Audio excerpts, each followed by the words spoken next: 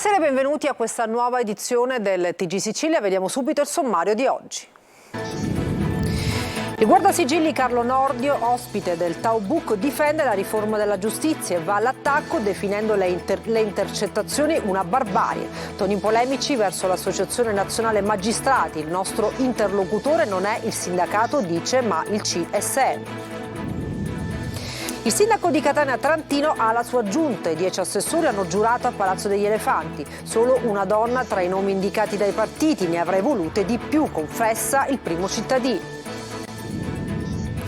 Mondello isola pedonale per il periodo estivo, commercianti divisi sulla scelta del comune di Palermo. Compiti per le vacanze favorevoli e contrari. Per alcuni insegnanti sono solo un ricordo, per altri rappresentano un'opportunità per tenersi in allenamento durante la lunga pausa. E poi il calcio con Luca Tabbiani, sarà un Catania d'attacco. Il nuovo allenatore scelto dalla dirigenza per il suo gioco offensivo. Per lui un biennale con opzione di rinnovo. A Siracusa domani Serie D in palio nella finale playoff tra i padroni di casa e l'Enna.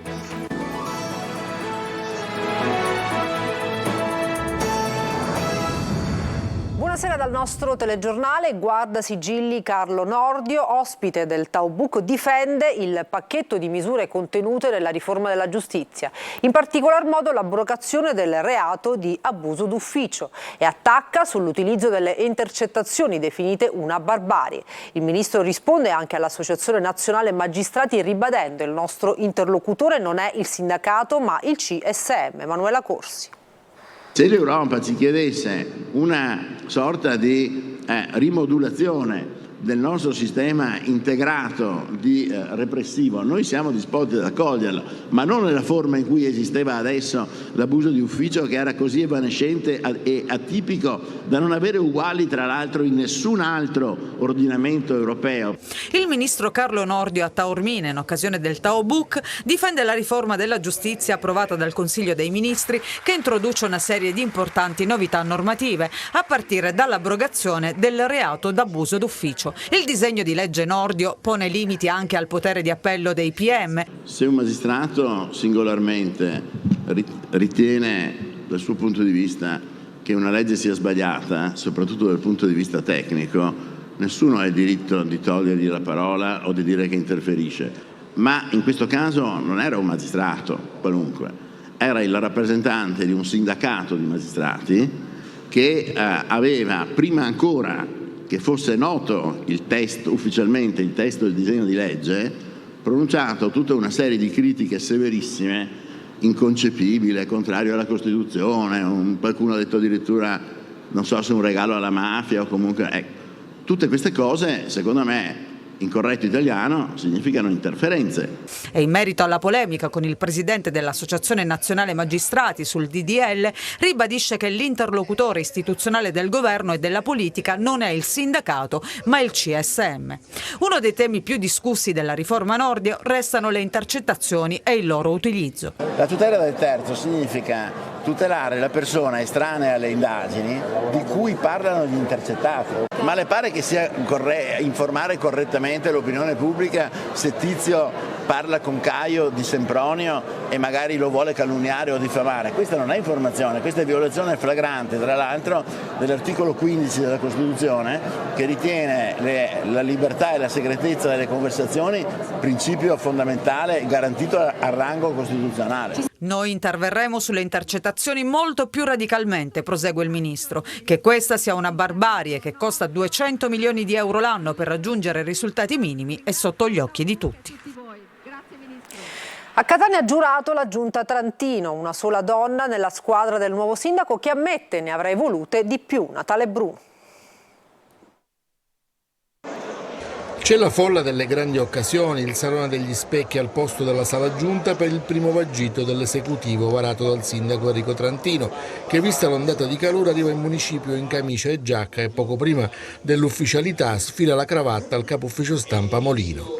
Trantino ha messo in campo il piglio decisionista, un po' per far capire chi comanda a Palazzo degli Elefanti, e così ha scelto il suo vice, come capita spesso nei posti di comando, l'ingegnere urbanista Paolo La Greca, che spiega ai nostri microfoni perché ha accettato di fare l'assessore. si entra a far parte di una squadra per ragioni di maggioranza certamente, ma anche per ragioni di competenza. È uno dei principi per accedere alla vita pubblica amministrativa di una città. Mi ha scelto per ragioni di competenza, mi auguro di non deludere la città. La formula di rito per gli assessori chiamati a pronunciarla in rigoroso ordine alfabetico. Non ci sono più i partiti, c'è la squadra per risollevare le sorti di Catania e così inizia Bruno Brucchieri. MPA delega ai servizi e all'inclusione sociale, alla famiglia. Poi Giuseppe Gelsomino della Lega Attività Produttive. Andrea Guzzardi, anche lui Lega, Pubblica Istruzione, Edilizia Scolastica, Agricoltura, Pesca e Borghi Marinari. Vice sindaco Paolo La Greca, urbanistica, mobilità e rapporti con l'università. Segue Viviana Lombardo, Fratelli d'Italia con delega al personale, servizi informatici e digitalizzazione, pari opportunità e politiche giovanili. Non passa inosservata la presenza in giunta solo di una donna. Sono una donna perché non ho alcuna difficoltà a dirlo, ancora probabilmente i partiti devono aggiornarsi rispetto a certe dinamiche che vogliono che le donne siano sempre più protagonisti. Ancora patiamo un minor coinvolgimento del sesso femminile nelle classi dirigenti dei partiti, certamente è qualcosa che dobbiamo correggere, però desidero solo ricordare che stiamo parlando di una giunta di centrodestra e il centrodestra ha dimostrato che non ci vogliono quote rosa o riserve ignare per diventare presidenti del Consiglio quando si è donna, ma si ha valore. Sulla composizione della giunta Trantino non bada troppo alle questioni interne alla maggioranza e a chi gli chiede sui mal di pancia dei partiti dice: c'è il Malox, ci sono tanti altri farmaci che possono eventualmente aiutare per l'antiacido, ma non c'è, a prescindere dalla battuta, mal di pancia non ce n'è, è chiaro, c'è qualcuno che magari aspettava un diverso risultato, è comprensibile, ma credo che appartenga alla fisiologica natura della politica. Saranno poi le partecipate? Sì, sono anche le partecipate, ma è un tema su cui io chiederò di stare al di fuori, se non per poi controllare i curricula dei soggetti che mi saranno indicati come rappresentanti di vertice. Gli altri assessori sono Giuseppe Marletta della Democrazia Cristiana, a cui va il bilancio, gli affari legali, le partecipate e il patrimonio. Sergio Parisi, Fratelli d'Italia, con il record di essere chiamato per la terza volta assessore in 3 sindacature diverse, avrà le politiche comunitarie, i lavori pubblici e lo sport. Giovanni Petralia, le manutenzioni, l'autoparco e i servizi cimiteriali. Alessandro Porto, l'MPA, Polizia Municipale, Protezione Civile, Dissesto idrologico, Energia. Salvo Marchio, Forza Italia, Ambiente, Ecologia, Parchi e Verde Pubblico. Lavoro, sicurezza e l'impiego dei fondi del PNRR, gli argomenti trattati oggi al congresso provinciale dell'UGL. Al centro dell'agenda del sindacato il ponte sullo Stretto come volano di sviluppo, il servizio.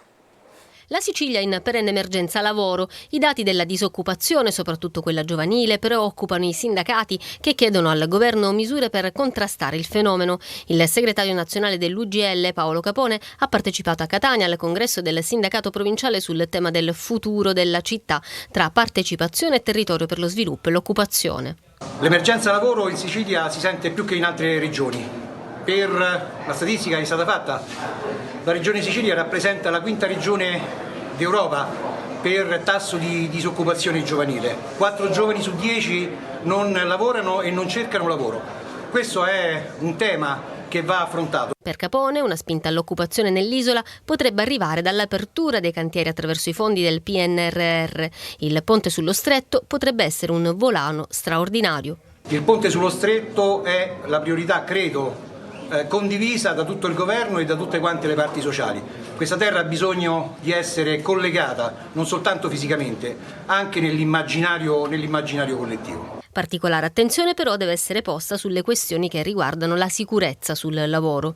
Un numero di infortuni sul lavoro altissimo. 1300 morti l'anno rappresentano una strage che deve essere fermata e allora in tutte le regioni d'Italia bisogna incominciare a fare sicurezza all'interno delle scuole, bisogna mettere in condizioni gli ispettori di lavorare per un unico ente, un'agenzia per la sicurezza dove ci siano gli ispettori dell'INAIL, quello dell'Espresa, quelli delle ASL, quelli dei Carabinieri, in maniera da fare incisive azioni congiunte. E poi ci sarà da affrontare la fine del reddito di cittadinanza previsto a fine luglio. Il reddito di cittadinanza va trasformato per coloro che sono occupabili, i nostri giovani, le nostre persone anche più grandi, che devono avere però l'opportunità di poter essere avviati al lavoro. Quindi politiche attive e formazione da una parte, assistenza dall'altra.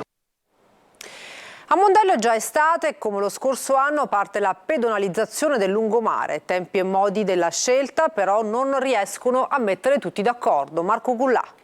Meno auto, più gente che passeggia, più eventi e attrazioni per i turisti. Mondello cambia abito, arriva la stagione estiva e la borgata marinara palermitana si appresta alla pedonalizzazione. Tra favorevoli e contrari per il secondo anno consecutivo, quindi Mondello, in particolare nella zona del lungomare, dice no alle auto. Intanto il lungomare è pedonalizzato, non è più una ZTL, quindi c'è una ulteriore riduzione delle auto che potranno transitare per esigenze specifiche e si farà in modo nelle prossime settimane, man mano che la pedonalizzazione procede con gli atti conseguenziali, di animare questa strada, non soltanto renderla disponibile alla passeggiata, ma una volta sottratta alle auto, sottratta al traffico, sarà importante portare, ci sono già delle interlocuzioni, delle attività culturali, ricreative. Mondello però è spaccata, molti commercianti hanno puntato il dito contro la pedonalizzazione, per loro è penalizzante soprattutto perché riduce il flusso di gente che si reca nella bella località marinara. C'è però chi è assolutamente a favore, come questo ristoratore. Secondo me non ci penalizza, perché anche noi avevamo il pensiero che l'isola pedonale sarebbe stata meglio. E infatti è stata una delle proposte che avevamo fatto nelle riunioni pre-stagione. Speriamo che vada bene. L'anno scorso, devo essere sincero, non ci ha penalizzato. È chiaro che le logiche della pedonalizzazione non possono essere condizionate da semplicemente attività commerciali, che probabilmente anche loro devono cominciare a mutare le logiche del commercio rispetto ad alcune destinazioni, così come avviene in altre destinazioni internazionali che sono sicuramente molto, molto diverse, con anche ricavi sicuramente migliori. A partire dalla prossima settimana si registrerà un vero e proprio tutto esaurito, alberghi pieni e pedonalizzazione attiva, un'estate nel segno del green per Mondello. Finito l'anno scolastico, per gli studenti è giunto il momento di riposarsi e godersi l'estate. Un tempo i compiti per le vacanze non potevano mancare, adesso ci si divide sull'opportunità di assegnarli o meno. È il suggenere di impegno da richiedere ai ragazzi. Roberta Lunghi. C'è il tempo per leggere, c'è il tempo per studiare, c'è il tempo per svagarsi. E l'estate è fatta appunto di svago, ma anche di lettura e di approfondimento dei loro interessi. Cari vecchi compiti per le vacanze, sembrano destinati a restare un ricordo o in alcuni casi ad essere svuotati dall'ansia che il termine compiti porta con sé per diventare altro. Non chiamiamoli compiti perché fanno paura detta così, chiamiamoli allenamento estivo. E in questo allenamento estivo non sono previsti orologi o scadenze, nemmeno libri ad hoc. Noi abbiamo dato con la mia collega dei consigli, delle schede, le abbiamo mandate loro, le abbiamo selezionate un po' a corredo di quello che abbiamo fatto durante l'anno scolastico. Di fatto le schede inviate o condivise sulle apposite piattaforme andrebbero scaricate, stampate, poi completate e al rientro verificate. Ma è qui che ci accorgiamo che anche questo termine non risulta appropriato. Non chiamiamole verifiche, chiamiamoli, incontriamoci nuovamente, vediamo un po' a che punto siamo arrivati, riabbracciamo i compagni, riabbracciamo le maestre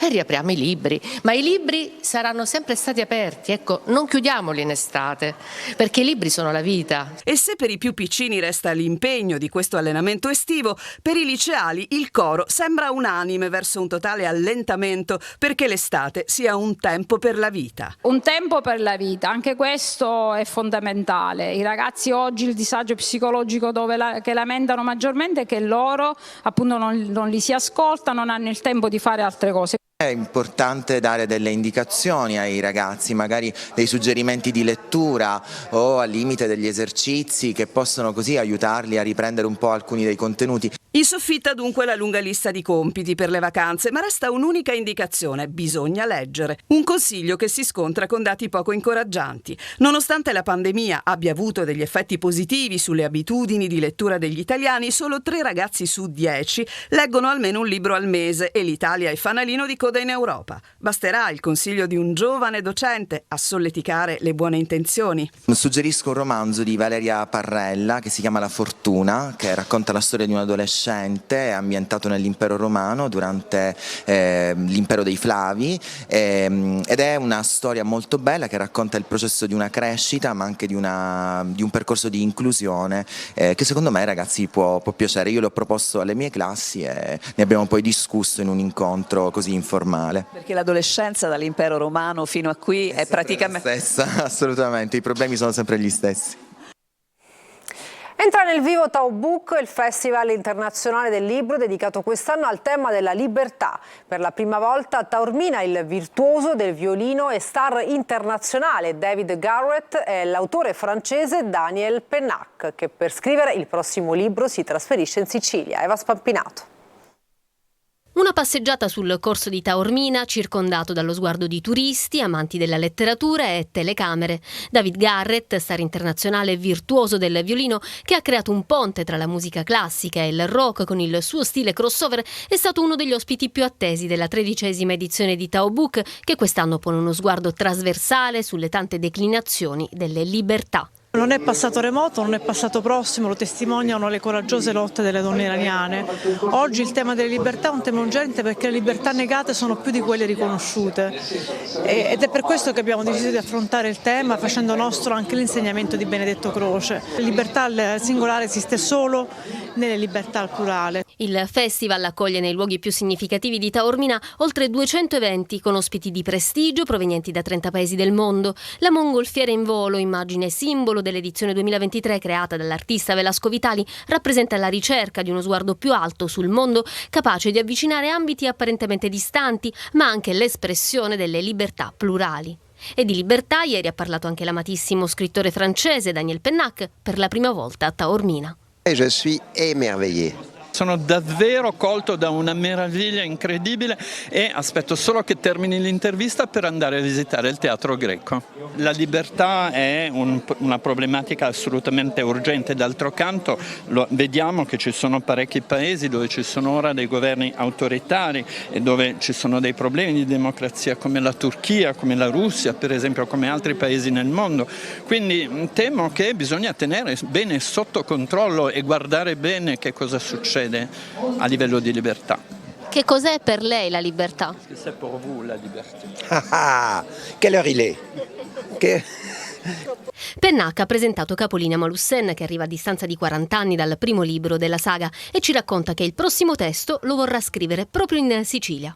À côté de chez moi. Ho un rapporto di amicizia profonda con la Sicilia perché a Parigi, proprio vicino a casa mia, c'è un ristorantino che è tenuto da un amico siciliano che si chiama Pippo, dal quale io vado a mangiare praticamente ogni giorno e quindi devo dire che tutto questo mi fa pensare che tornerò presto in Sicilia e voglio fermarmi almeno 2 o 3 mesi perché voglio scrivere qua. Ha già preferenze dove? Voilà, Villafrati. Villafrati, paese in provincia di Palermo, dunque, si dovrà preparare ad accogliere lo scrittore francese.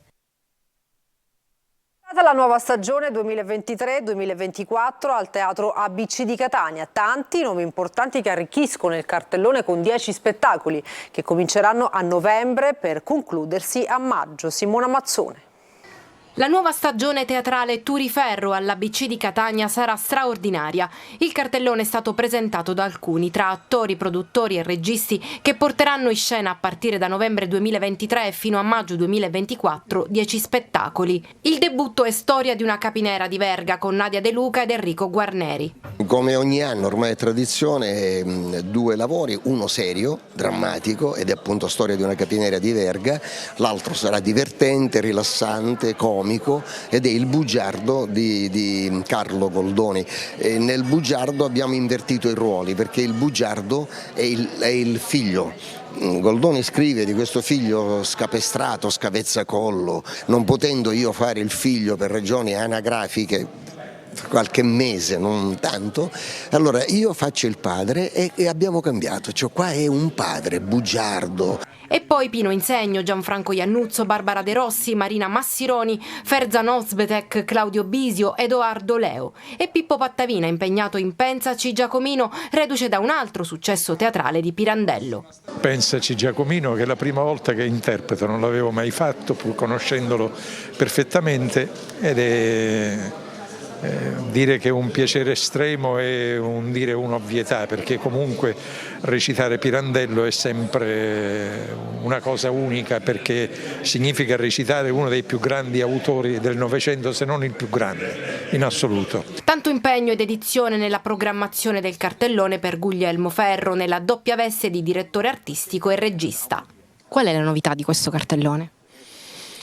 La novità è che il teatro è un gesto contemporaneo e quindi noi stiamo andando sempre di più verso quello che è il teatro che rappresenta oggi la contemporaneità, non dimenticando i grandi classici. Questo è quello che ci conduce e che ci fa ogni anno portare delle novità all'interno del nostro teatro. Gli organizzatori e produttori Mario Fraello e Carlo Auteri hanno dovuto aggiungere alcune date, vista la mole di richieste per gli abbonamenti. In questa stagione, rispetto a quella trascorsa, abbiamo registrato degli aumenti inaspettati, e degli aumenti li immaginavamo, ma a parità di data rispetto all'anno scorso siamo ad oltre il doppio di abbonati. Ci fermiamo per una pausa, tra poco la pagina sportiva, non mancate.